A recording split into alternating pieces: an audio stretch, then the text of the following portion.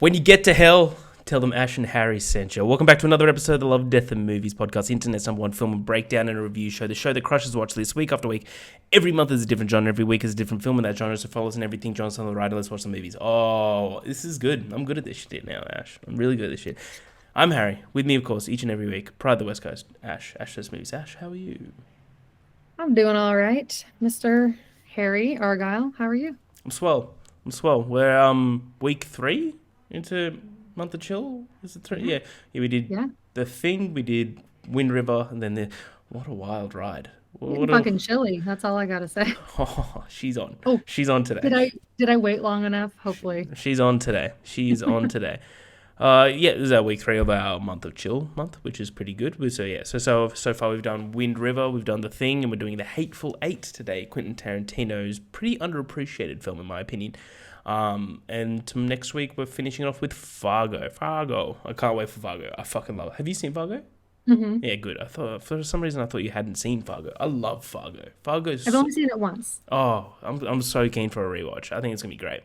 But Ash, before we get into any movies, tell me about your week. How are you? How you doing? I've been better, but I've still done some positive things this week, so we'll focus on that. I've been rewatching Severance, season 1. Never watched it.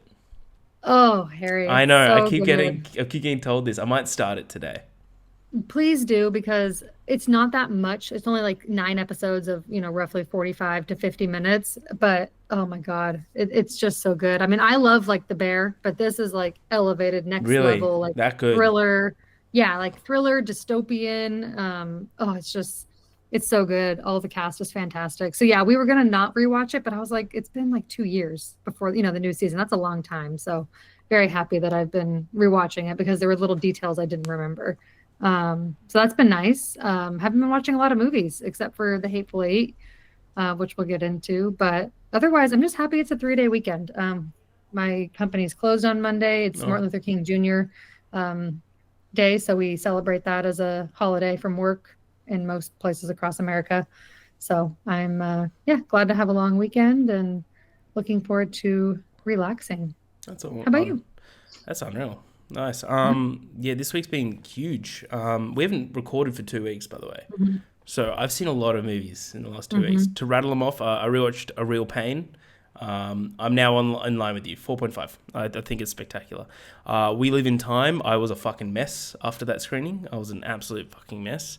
Started the 2025 movies with Den of Thieves 2. Great.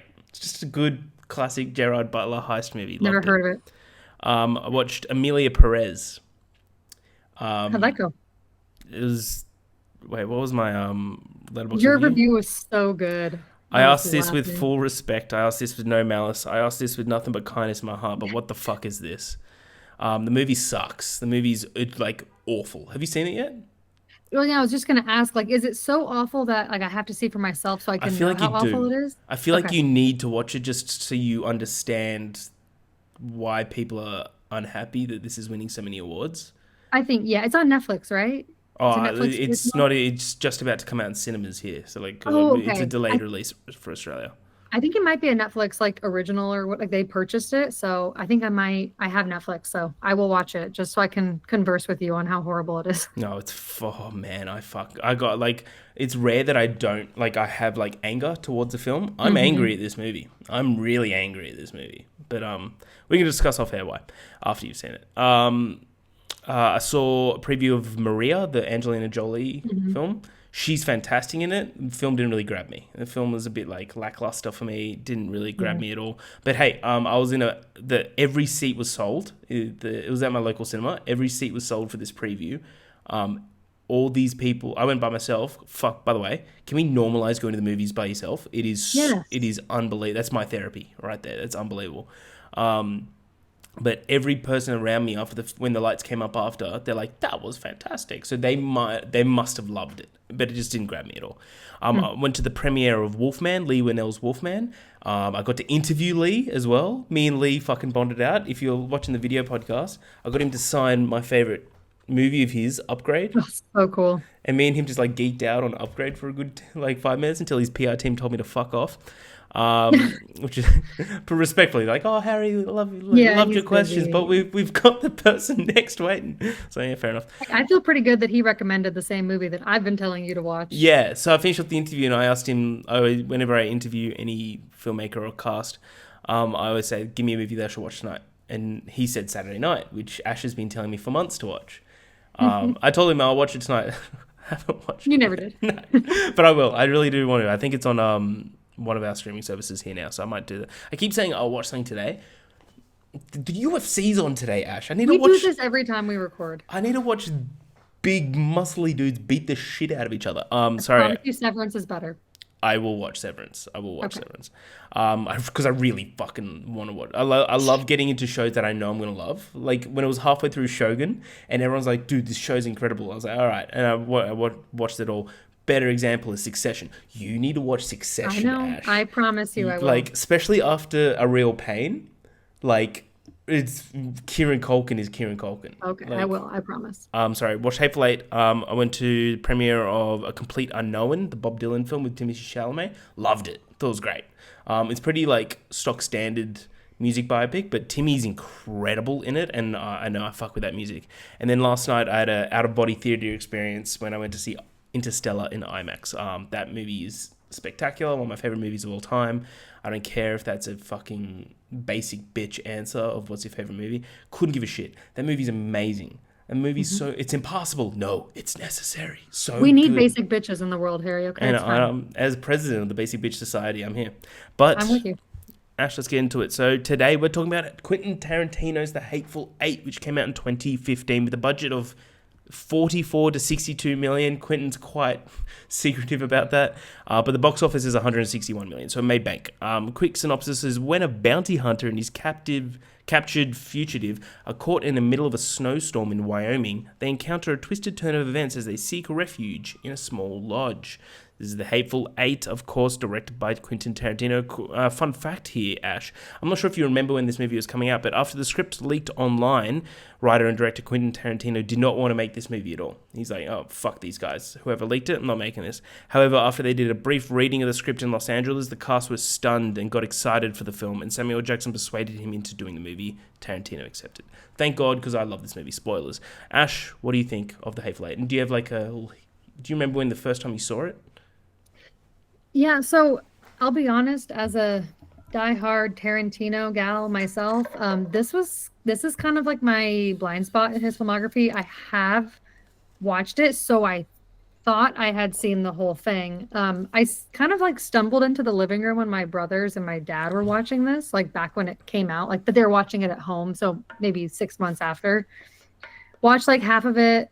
Was like, okay, this is cool. Like it's got the Tarantino vibe, but it's kind of boring and it's a Western style, more so a movie that's not really my thing.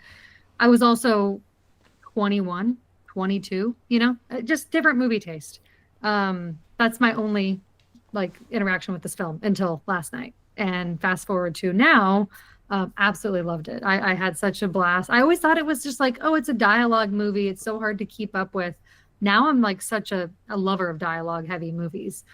So lots changed in the last 10 years. So I'm glad I revisited it. Cast is great. The music and score are great. It's like a whodunit type of storyline, but still has that non-linear storytelling a little bit halfway through, I guess more towards the end. It's just everything I love about a Tarantino film. And yeah, I'm so glad that it was made because this one might actually be one of my more loved casts of his films. So yeah, it's killer. Hell yeah. I remember when I first watched this film, it was like, there was like 5 screenings in Sydney that there were like special screenings for Hateful Eight, where they had the intermission and stuff in the middle of it. So like it was so cool. We had it was at my local cinema, and we had Tarantino was here with Samuel Jackson and Kurt Russell, and they did like a little Q&A. Oh, I'm so jealous. And it was like that was like the moment that I was just like, I'm going to get obsessed about movies. But yeah, like I still remember seeing that intermission and coming out of it, and a lot of people like. I remember going with my brother and one of my mates. One of my mates is like huge into film with me. My brother was like, "Fuck, that was just boring. It was just so long and just like nothing really happened." And me and my mate are like, "Are you slow? Like that was different. That was like in terms of like the way that it was written, the entire Hmm. film is like almost 3 hours in a hut. Like it has to be written perfectly, and it was written goddamn well. Is this my top tier Tarantino? No. We could probably do like top three Tarantinos, by the way, today if you want. Like what Sure. would be your top three?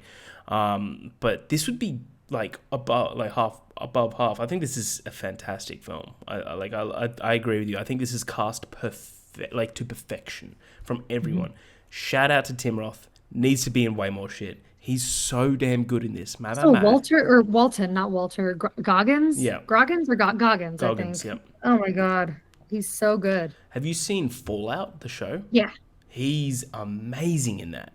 Hmm. 'Cause he's the what do you call him? The ghoul. That's it. The Ghoul. The Yeah. ghoul. But man, imagine after doing that prosthetics every single day. That'd be tough. But yeah, I think this movie is fantastic. I love everything about it.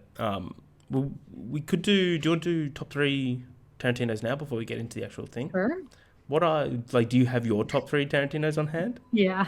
Of course you do. Well, what are your top three, and then I'll just make sure I've got mine. Yeah, so I have rewatched most of his films at least more than three times, except for this one and Jackie Brown. Those are the Nice. only ones I have not watched more than one or two times now. Um, yeah, so my top three has shifted a little bit, but after like all my rewatches at this point, I would say my number three is Inglorious Bastards. Nice. It's just so It's good. yeah, it's so good. Adam was actually just watching a video about Christoph Waltz and like how Tarantino found him in Germany and like how the movie just was not going to happen without finding the perfect person to play that character. And Well, to just think that he he's just catapulted that unreal. man's career. That guy's huge 100%. now. Yeah. 100%. Yeah, I think it's great.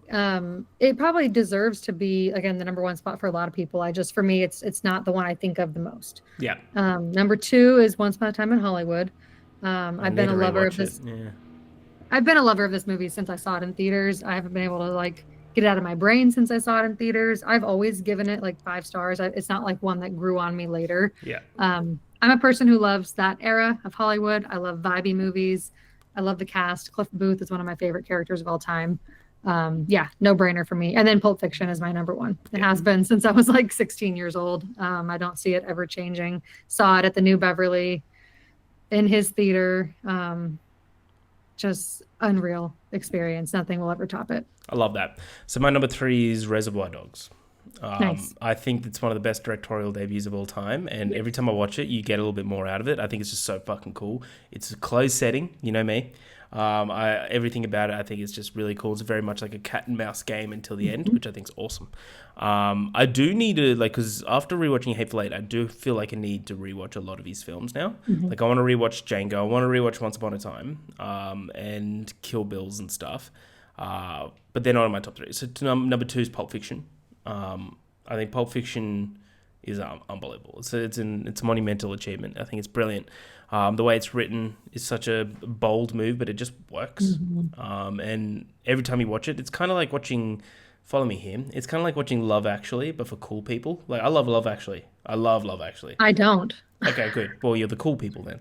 But you know what I mean? Like how every time you watch it, you're like, oh, that's my favorite part. Oh no. Then the next time you watch it, you start to have an appreciation of different parts of the anthology in a way. But it's There's all a good lot to grab onto. Yeah. for sure. But Mia Wallace, goddamn. Come on. And then number Come on. one is Inglorious Bastards. It will always be Inglorious Bastards for me. I think that movie is spectacular. Like I got one of my best mates is named Hugh, and we all call him Stiglitz. And like little things where oh man, just this film is so perfect. And there's my favorite story from Tarantino, which spoilers for Inglourious Bastards. If you haven't seen it, go watch it. But skip ahead about 20 seconds.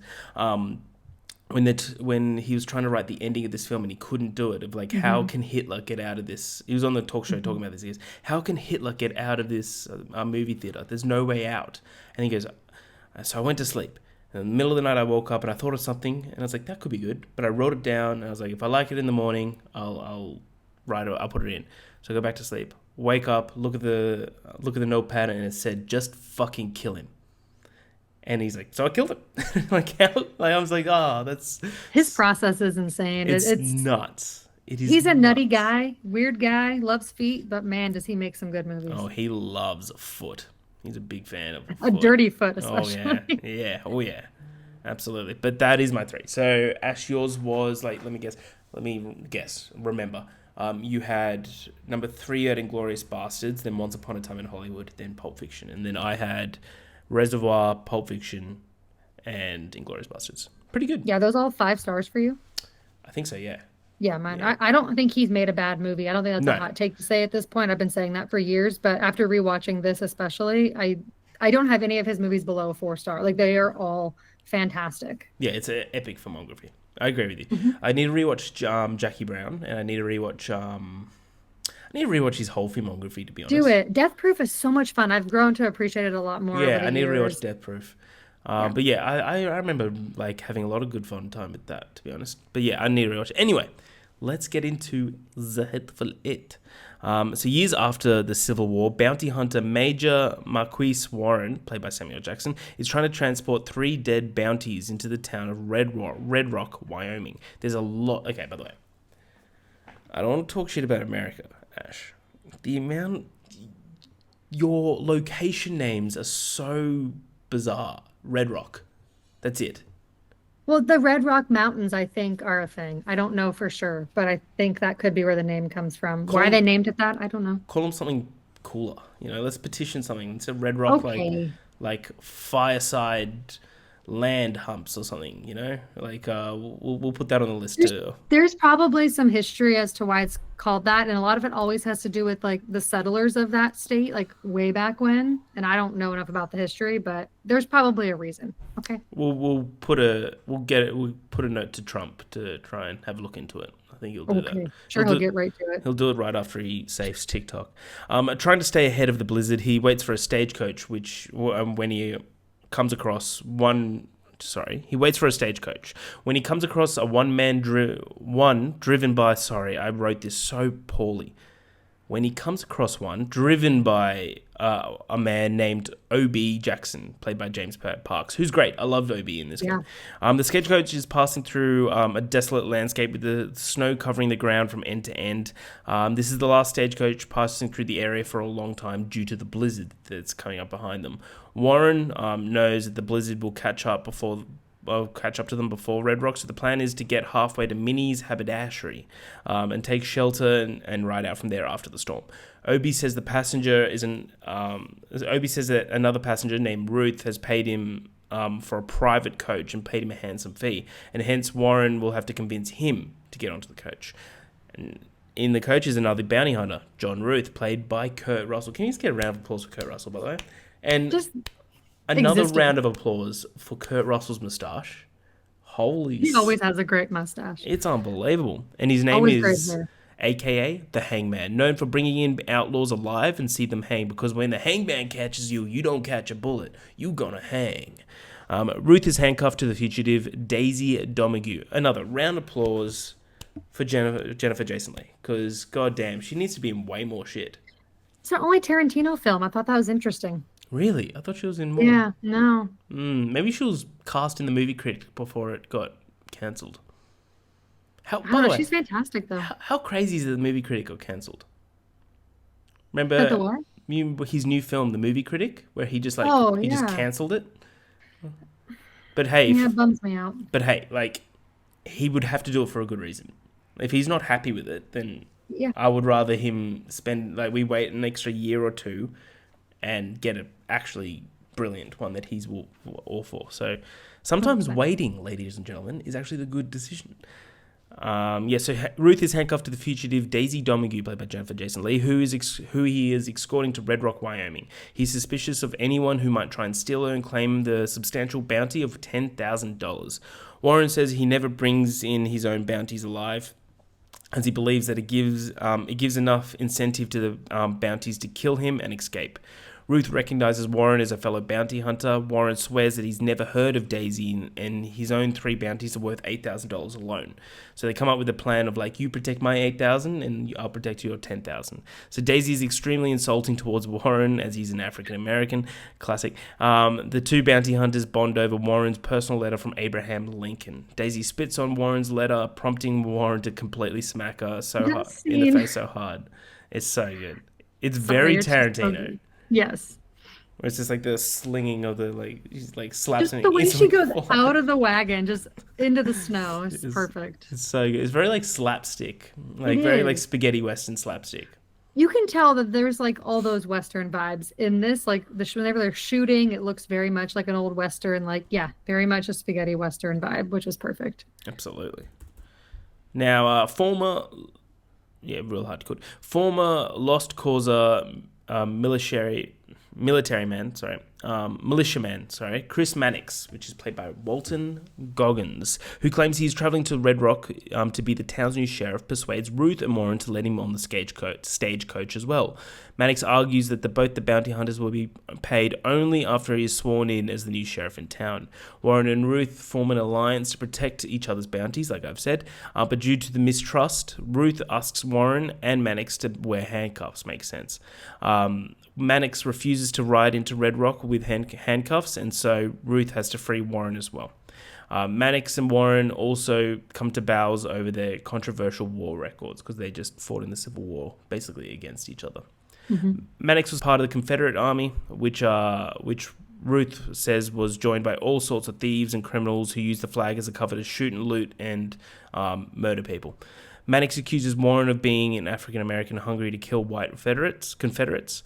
He even tells a story when Warren set fire to a Confederate prison camp to kill whites, which 47 white soldiers died, but ended up killing almost 10 African-American prisoners. For this reason, he was booted from the Union Army. He was also he wasn't hanged as his war record was stellar. The Confederates had a $30,000 reward on Warren's head. The group is forced to seek refuge from the powerful blizzard at Minnie's haberdashery, which, by the way, the word haberdashery, unreal. So good. And it's also said the best by Tim Roth. My, Yes. Minnie's haberdashery, gonna get mighty cozy. It's a stagecoach lodge. They're greeted by Bob, a Mexican who says owner Minnie and her husband Dave, aka Sweet Dave, is visiting her mother and left him in charge. Obi, Mannix, and Warren help Bob out to take the horses to the stable and mark the lines in the snow from the haberdashery to the stables and the stables to the house. So outhouse, and as the blizzard will drop the visibility down to nearly zero. Warren says that it's very unlike Dave to take a trip north in such cold, and very unlike Minnie to take care of her customers enough. Very unlike Minnie to care about her customers enough to keep the haberdashery open in her absence. Minnie has a strict no hats rule in the haberdashery, but Bob has no such hang-ups and doesn't care. So already you got a couple of suspicions. So, Ash, anything to add here in the little intro here now they're at the haberdashery? Yeah, no, I mean, I think it's very beautiful looking in this like first opening bit. Get a lot of shots of the setting, which I think is just crucial to this movie having the overall like vibe that it does. This one doesn't have that haunting, chilly vibe like the other films we've been talking about, but there's just still something that like the setting adds to the story, especially it leading into a blizzard. And obviously knowing that these people are like stuck together basically. Adds to the like the tension between characters that ends up building up. So yeah, I like that they take their time showing a lot of the setting shots along the way, and they obviously look beautiful, which is just a perk. But yeah, I think for me, like where it really became like a honestly, I think it's a perfect film. Like from when they get settled at Minnie's to the end is like perfect for me. That beginning chunk is, moves a little slower. We're kind of getting to know some people, and it's just like progressing to where they're going to be ending up. I don't have any issues with it. I'm just saying, I think from when they get there on, it's pretty much a perfect movie. The dialogue is just so good. I think one thing to call out, especially with those like long landscape shots at the beginning, is the score. It's Ennio Morricone, and I believe he won the Oscar for it.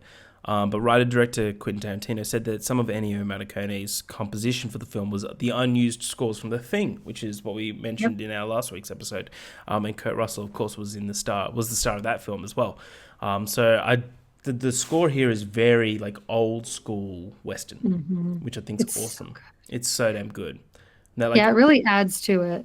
Yeah, that opening shot of the cross in the ground where you see the stagecoach coming like closer and closer and closer, and it goes through, and you find out which stagecoach it is later on. Right. I think it's just so well done. Like instantly, you're like in a western, and that's like Tarantino has come out and said he wants to do another western because he believes he wants to he wants to be known as a western director as well. But you should have three westerns, and he's only got two. That's what he Okay, says. well, we'll have to hope for the best. But one thing I will also add too is that Jennifer Jason Leigh is keeping up with these three guys, especially, and like how talented they are. Like she is keeping up with them and her character. So As good. much as I wanted to slap her and hit her as well, she's so good at playing it. It's just like every little mannerism throughout the entire beginning that she has, even when she's not talking, she's in that character. So I just have to applaud her for that. And Kurt Russell makes me still not able to hate him, even when he's punching a woman in the face. I'm just like, how is he still so likable? He's What a is this? lovable guy, isn't he? He's like one of those old school actors that everyone just loves. You just can't hate him. You Yeah, can't I don't know hate what him. it is. When you get to hell, John, tell him Daisy sent you. What a line. Oh, so good. So the other lodgers in the haberdashery is Oswaldo Mowbray, which is played by Tim Roth, and he's a hangman. Joe Gage, played by Michael Madsen, who I love Michael Madsen, by the way. Hmm. He's great. He's a quiet cowboy traveling to visit his mother, and Sanford Smithers, which is Bruce Dern, a former Confederate general, classic. Suspicious, Ruth disarms all but Warren. Obi is sent out in the blizzard to put the guns into the outhouse, classic. So fun fact here is that at one point Joe Gage, played by Michael Madsen, says the line, quote, "A boss's work is never done," which is the tagline on the poster of Inglourious Bastards. It's a good little It's always piece of fun when they trivia. intertwine prior Tarantino things. They even make a comment about Red Apple cigarettes being rolled later in the movie too. No, it's always Red Apple, isn't it? He Yeah. loves them. But there's like in Once Upon a Time in Hollywood, there's a lot of references from his Yeah. like past films. It was like was it Dominic DeCoco or something that is the director of like one of the films that is in that Brad Pitt's in and Hmm. or not Brad Pitt Leo's in. Is Leo, it yeah. Dominic DeCoco? No, it's the other one. Maybe Margaretti. It's one of the ones. It doesn't matter. But I there's can't like remember. yeah, it's one of the Inglorious Bastards aliases that they say is the director. Little things like that. He loves to do that sort of thing. He's like creating a little universe. But as the group eats, Mannix surmises that Warren's Lincoln letter is a forgery. You know, the whole time he's been lying. Warren admits this, says that the letter buys him leeway with the whites and helps keep Warren alive, outraging Ruth. Warren leaves a gun next to Smithers and provokes him into reaching for it by telling Smithers that he tortured, which Warren claims that he made the boy, the Smithers boy, walk for miles completely naked in the bitter Hmm. cold and humiliated him in a couple of ways. Made him give Warren doesn't matter, and killed Smithers' son Chester. That's all we'll say about that scene. Hmm. Mannix is against Warren and continues to counsel Warren not to listen to sorry, not to listen to Warren as he has been caught lying already. Warren shoots Smithers in self-defense and revenge for Smithers' execution for African American soldiers, the Battle of Baton Rouge. So that little section was cool. I like Bruce Dern, Hmm. and I thought that was really smart. You knew exactly what Warren was doing the entire time. He's just provoking him. He's like, hey, if he lifts up his gun, you're starting to see pictures, ain't you? Like, That flashback sequence is just horrific, so brutal. do you think that's real, or do you reckon that's Not necessarily, he's just just trying to the way provoke they him? show it. Yeah, the And way they. I mean, now you've got me wondering. So I think it's like it could go either way. I don't think it's I real. think so. I think it's like he's just saying this because he's just trying to provoke Bruce Dern to shoot first.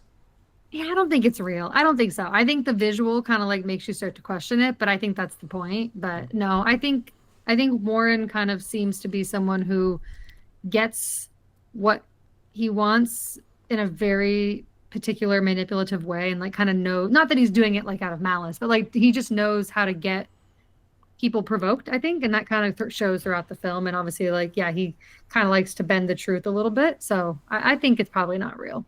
So, funnily enough, right, this is like almost halfway through the film. Everything else happens in such quick succession. So, I've got Yeah, literally like less than a page of notes now because everything else happens so quickly.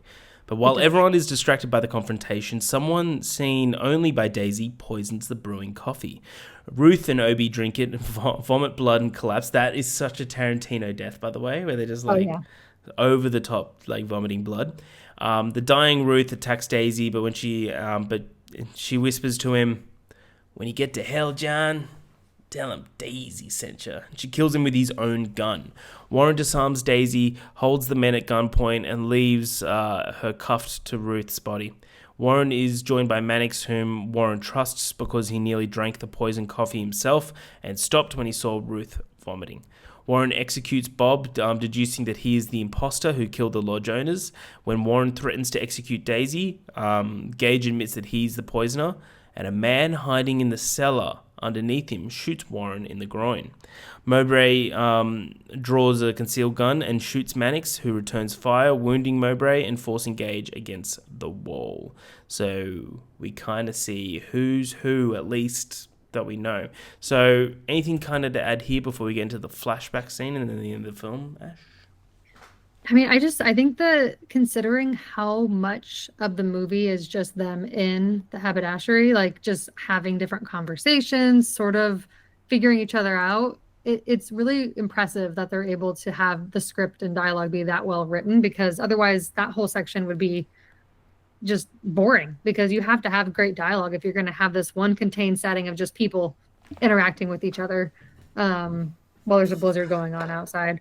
But yeah, I just think that it's just so well executed. I think that the little conversations that Daisy and John have, like, throughout, it's like really satisfying for her, obviously, like, to end up getting to kill him and see that whole thing go down. But what happens next is honestly just where I was like jaw on the floor, just like, what? Because I mean, I hadn't remembered this movie before, so it was almost like I was watching it for the first time. As far as cool. The last hour, I do not remember any of that. I must have like left early or like not. I don't know, but it was like I was watching it for the first time. That's awesome. Yeah, like, one little call out that I love in this film is when Daisy plays the guitar. Yes, and like that's actually her playing it. Of course it would be, but like that's actually her playing. And then she starts singing a song about like killing John. Yes. And John's like, let me see this guitar for a sec. And it just beats the shit out of it. It's so good. I think you said it perfectly. I think they work so well together. With Kurt Russell and Jennifer Jason Leigh. I think they're fucking brilliant together.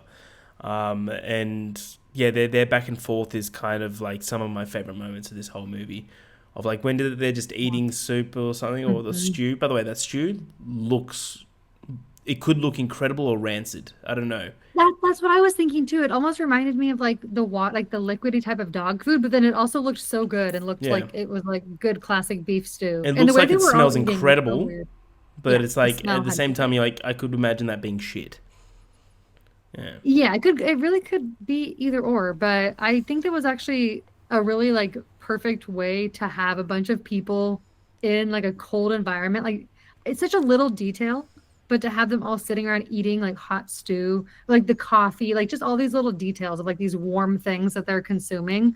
I don't know, those are the moments where it just adds to the story. It's like these little tiny pockets of just characters that really shouldn't be all in the same place. But they are just kind of getting through it and doing simple tasks. But it all builds to that final who poisoned the coffee, which I was not personally expecting.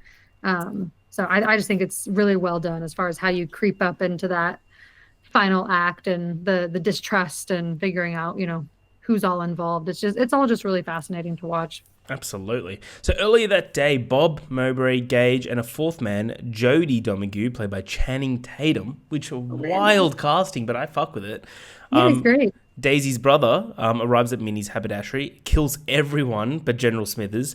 Jodie tells Smithers that they plan to ambush Ruth to rescue Daisy, and that his gang will spare Smithers if Smithers keeps quiet, as an extra lodger who will make the setup even more believable. I don't understand that. Like, with just one less dude, like, if they just kill him, like, but hey, like, whatever. The bandits dispose of the bodies and hide the evidence and conceal guns around the lodge.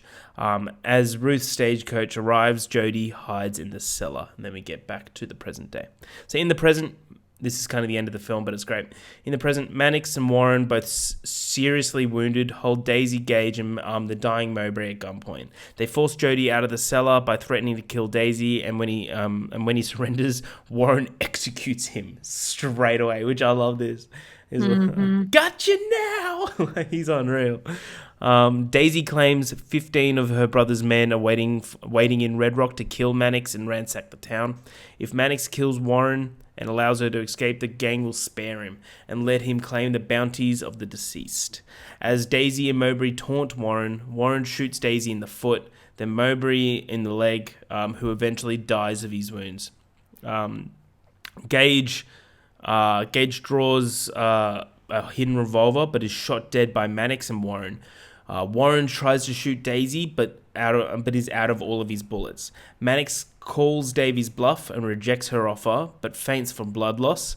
So there's a good moment where Daisy hacks off Ruth's handcuffed arm to free herself.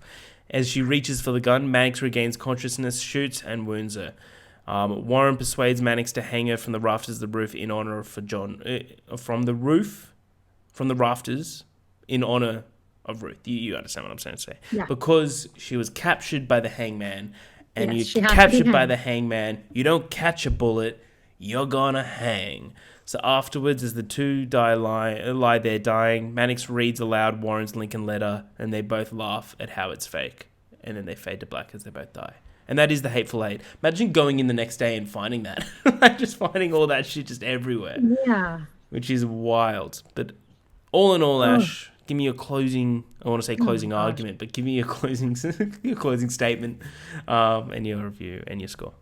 Oh my gosh. Yeah, I just love that whole last chunk. Also, can we just appreciate a movie that is done in chapters? I personally love it. Yeah, big time. I think it's fantastic. Like 5-6 chapters, breaks it up. It's just perfection. I love. Did you know that Tarantino was the narrator? Did you Yes. get that? Yeah, you can you can tell it, right? But like that's why like just his little like mannerisms when he's talking is like, and that's why this chapter's called Daisy's the Damagoo's Got a Secret or something like. Yeah. It did throw me off at first. I'm not gonna lie. Like the first time he's like started speaking again, like halfway through the movie, I was a little bit like, I don't know. His voice doesn't quite fit with the other way that like the other characters are talking. Yeah. But still, I get it. Like it makes sense that he would narrate it. He's always in his films in some aspect. So, yeah, no, it's gorgeously shot. The score is so good. It just kind of keeps adding to everything that's happening. It's one of those scores that you just will think about for a while. All the actors are fantastic. I would say for me, like the main four are like my favorite, like Samuel L. Jackson, Kurt Russell, Jennifer Jason Leigh, and Walton Goggins. Jeez, Correct, his name is. He's a weird name, but it's cool, isn't it?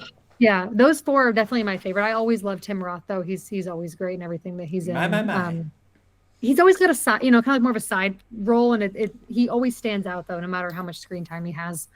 I think this is like a compilation of so much Tarantino put in one, but then in a Western setting. So it works so well. It's like you have pieces of Reservoir Dogs with like this group and who did it and all this like distrust. And then you have aspects of like Pulp Fiction and this like non-linear storytelling. And it's just kind of everything I think of when I think of Tarantino. And I'm really glad I rewatched this. So I'm grateful for that, for the pod, for us picking this, because I think it's going to definitely be in my top chunk of his movies now. And I definitely see myself rewatching it and enjoying it. I actually need to see the extended cut because I just watched the regular like 2 hours 47 minutes cut. There's like a 3-hour plus one though. So I didn't even know that. Wow. Yeah, I need to watch that one as well. Makes sense to watch the shorter one first, I feel like. But yeah, I'll have to watch the extended. I don't know. I just think that he is such a top tier director, and it just really showcases his talent really well and his writing really well. 4.5 stars for me. And I just cannot believe that I did not understand the hype before, and I get it now. I had an absolute blast watching it, and also Channing Tatum's death and the way it explodes in her face is probably one of my favorite deaths in a Tarantino movie You ever. son of a bitch, he surrendered. Her having all that stuff on her face and she's just wiping it away and keeps going, saws off his arm, and then hangs with his arm hanging next to her as she hangs. So good. It's just, I'm sorry, I'll keep going on if I don't stop, but that is my thoughts. It is a great film that everybody should watch, and it is far from boring. So I don't know why I ever thought that. When she's getting hanged, that line by Samuel Jackson so good. He's like, "Hang on, Daisy, I want to watch you." Yes. It's so good. So good. I echo everything you say. I think this movie is truly underappreciated. Like there is a lot of people that appreciate this film, but in terms of like when people think Tarantino, no one's gonna straight away think of Hateful Eight. Yep. I think they need to start putting it amongst his top because I think this movie is just so goddamn well written. It's beautifully acted. It's just so quintessentially Tarantino. He's one of those writers where I believe that he's one of the only few writers that could do this film. They could make a 3-hour film in a cabin and still make it so fucking interesting Right. and so fascinating. It really reminds me of like kind of like 12 Angry Men in a way, where it's like all stuck in one room and it's just full conversation. And that's what the type of movies that I really dig. So yeah, I give it 4.5 as well. I think this movie's goddamn amazing. That is the end of the episode for this week. Next week we are watching Fargo. Keep forgetting Fargo to end off the month of chill. Before we do that, Ash, I've got a little website up at the moment of 10 actors who must appear in Quentin Tarantino's final film. So I've got 10 actors that are spoilers. They're all from his previous films. But do you have a guess? And I'll see how many you can get right in terms Okay. of. Huh. Brad Pitt. Brad Pitt's in there at number 6. Well, it's ranked, but it doesn't matter. So like Who Brad made Pitt's this in list? there. It's like a random. Okay. It's a random one, but Okay. so Brad Pitt's in there. Yep. I feel like I have to say Christoph Waltz. He has Christoph not Waltz been is in nearly there. enough. Yep. Okay. Absolutely. Um. There's the main one though. What about Samuel L. Jackson? That's the main one. Bingo. Seems too easy. That's a bingo. Let's see. Uma Thurman feels like another like has to be, but I don't know if she would be. She's not on this list, but I would agree with you that she Okay. should be. Yeah. Yeah, I feel like I don't really feel like I would say Leo, and I don't know. Maybe I would. Maybe I should say This Leo. list includes Leo. I would swap Okay. Leo for Uma. I would. Yeah. Yeah. So like I'm giving you that for sure. Okay. But I guess he was Yeah. Calvin Candy as well as Rick Dalton. Wait, is Zoe Bell on that list? She's in like every movie. She is. She's always a small character, so I don't She's know. not. No. What about? I feel like that's like, I mean, Kurt Russell's the other like big one that's been in many of them, but Think of what's your favorite film? Pulp Fiction, Bruce Willis. Well, he's No, not gonna he can't. act. But John he- Travolta. John Travolta as well. I was trying to get at. Boom. Nice. There's another one that's in this film as well in Hateful Eight. Tim Roth. Not Tim Roth. Well, I know that Bruce Dern is also in another one of his films. He's the old man in Once Upon a Time in Hollywood. Think of the other guy in this film. Oh, Michael Madsen. Boom. Absolutely. Yeah, and Kill Then Bill as well. think more Kill Bill now. Someone in Kill Bill. Specifically the Oh, first one. what's that? Oh, what's that person's name? I'm blanking on the actor's name. Give me the character and I'll say if it's right or wrong. Is it like the oh my God. His name's not Bud, is it? No, it's not Bud. It's I'm blanking really hard right now. I'm sorry. It's been a long week. My Lucy brain's Liu. fogging. Lucy Liu Oren. Oh, Lucy Liu. Interesting. Daryl Hannah, which she plays the Oh, California mountain snake. okay. Yeah, the or- blonde woman. Yeah, Elle Driver is her character name. And Steve Buscemi is on there as Oh, well. duh. Yeah, of course. Pam Grier, who Oh, yeah. Mhm. from Jackie Brown. Jackie Brown. And that's it. You got everything else right. But yeah. I find that interesting that there would be both those women from Kill Bill just because they haven't been in any other Tarantino Yeah, films. I agree. Like rather than Uma Thurman. Like Yeah. she was in both Kill Bills and Pulp Fiction. Yeah, I agree with you. I think this list is a sham. But that is the end of the episode. Next week, please do watch Fargo. But until then, I'm Harry. That's Ash. We'll see you at the movies.